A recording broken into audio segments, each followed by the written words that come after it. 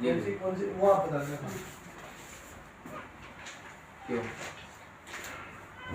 हमारे देश में इस वक्त जो सबसे ज़्यादा युवा है वो एक अच्छी शिक्षा लेने के बाद अब नौकरियां तलाश कर रहे हैं, लेकिन पूर्वी दिल्ली नगर निगम में एक ऐसा स्कूल है जिसमें बच्चे तो हैं लेकिन शिक्षक नहीं है। शिक्षक आखिर क्यों नहीं है, उसकी क्या वजह है और वो शिक्षक कब से नहीं है, ये एक बड़ी विडंबना की बात है, क्योंकि हमारे देश के युवाओं का, बच्चों का भविष्य जो है कहीं ना कहीं अंधेरे में है। इस वक्त हमारे साथ बात करने के लिए आम आदमी पार्टी की निगम पार्षद मोहिनी जीनवाल जी हैं।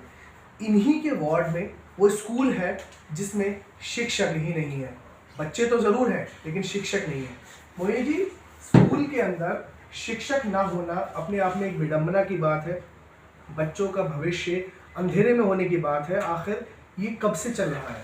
ये कम से कम 8-9 महीने हो चुके हैं और मैंने खुद जो अधिकारी है हमारी जोन लेवल पे, मैंने उनको खुद कहा कि भाई मेरा ये स्कूल है, एमसीडी का स्कूल है ये, और कुष्ठ रोगी आश्रम में स्कूल आता है, तो फिलहाल हमारा वो स्कूल बनना है, तो हमने उसको दूसरे स्कूल के अंदर शिफ्ट किया हुआ है।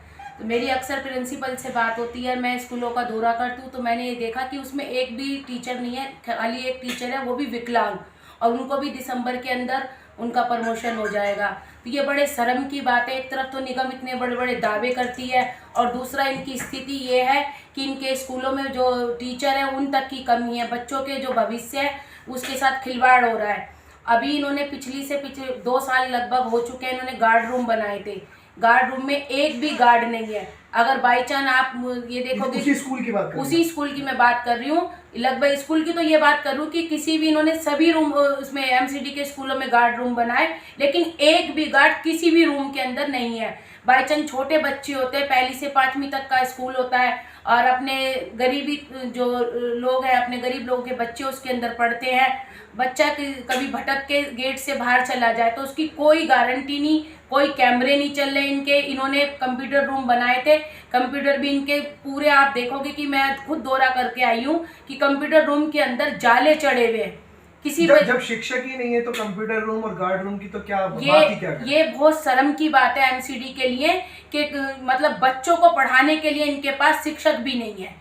मैं कहता हूँ कि इनको भंग कर देनी चाहिए, दिल्ली सरकार को ये एमसीडी दे देनी चाहिए, क्योंकि दिल्ली सरकार के स्कूल एक तरफ इतने सुंदर, इतने अच्छे बन चुके हैं कि विदेशों में उनकी तारीफ हो रही है, और एक तरफ एमसीडी के स्कूल है कि जहाँ शिक्षक तक का स्कूलों में बच्चों को पढ़ाने के लिए नहीं है। ये बड़े, मैं कहता हूँ कि बड़े शर्म की बात है एमसीडी के लिए। मोहिनी जी, आप क्या इस स्कूल के अंदर कितने बच्चे जो हैं पढ़ रहे हैं, और आखिर ये किस जगह पर आता है, कौन सी विधानसभा लगती है, कौन सा ये वार्ड लगता है, क्या आप ये बता सकती हैं? ये विधानसभा लगती है, 63 विधानसभा है, सीमापुरी विधानसभा है इसका नाम, और वार्ड नई सीमापुरी, वार्ड नंबर 34। आप खुद उसकी निगम पार्षद? मैं खुद उसकी निगम पार्षद हूँ। 8 महीने से मैं खुद शोर मचा रही हूँ, अधिकारियों को बोल रही हूँ कि मेरे यहाँ टीचर की नियुक्ति करो, लेकिन अभी तक इनके कान पर जून तक की नहीं रहेंगी है। और बच्चे कितने होंगे अंदाजन? बच्चे उस स्कूल के अंदर, इनके कम से कम 150-200 बच्चे उस स्कूल के अंदर पढ़ते हैं। जी, तो देखा आपने किस तरीके से 150 से 200 बच्चों का मोहिनी जीनवाल जी ने नाम बताया कि 150 से 200 बच्चे जो हैं उनका भविष्य एक घोर अंधेरे में है।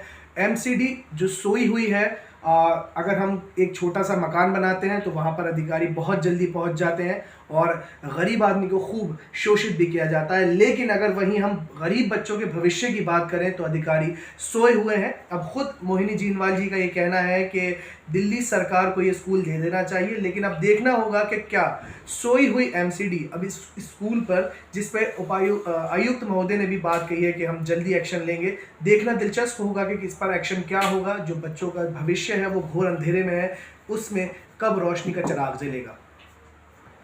ओके जी।